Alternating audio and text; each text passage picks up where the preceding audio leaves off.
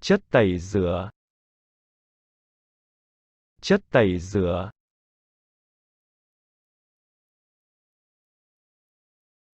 Bột giặt. Bột giặt.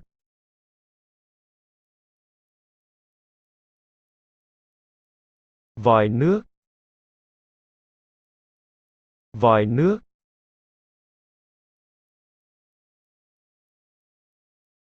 Máy sấy tóc. Máy sấy tóc.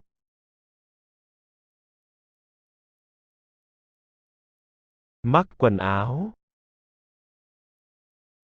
Mắc quần áo.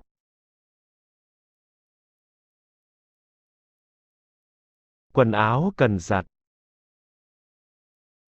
Quần áo cần giặt.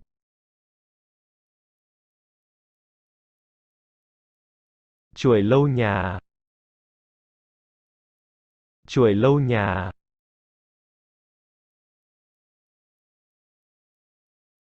Lau nhà. Lau nhà.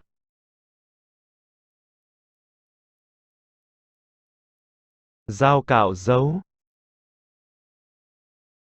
Dao cạo râu.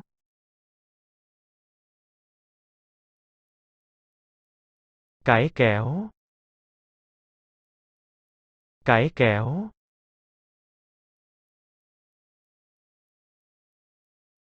Dầu gội đầu.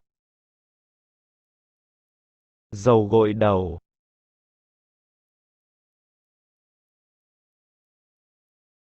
Tắm. Tắm.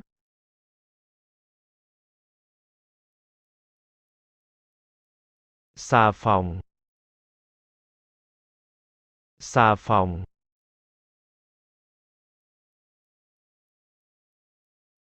Nhà vệ sinh. Nhà vệ sinh.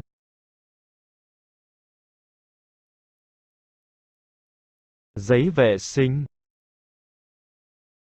Giấy vệ sinh.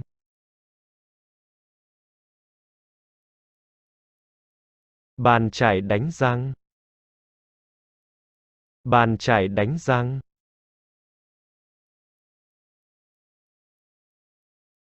Kem đánh răng. Kem đánh răng.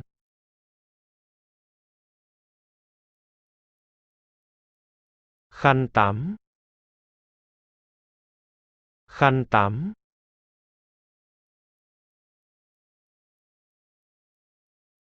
Thùng rác. Thùng rác.